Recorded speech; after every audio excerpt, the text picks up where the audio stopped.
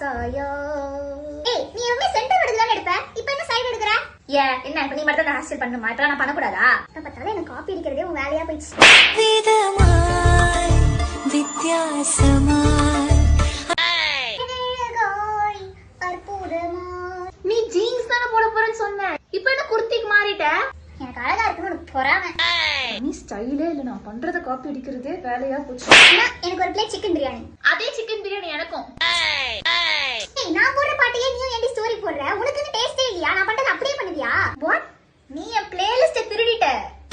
ஃபங்க்ஷனுக்கு உனக்கு ரெடி புடவை வேணும். எனக்கு பிங்க் கலர் சாரி வாங்கலாம். எனக்கு தான் பிங்க் கலர் சாரி பிடிக்கும். பா வந்துட்டா, அப்படியே காப்பி அடிக்கிறதுனே பிறந்து வந்துட்டா.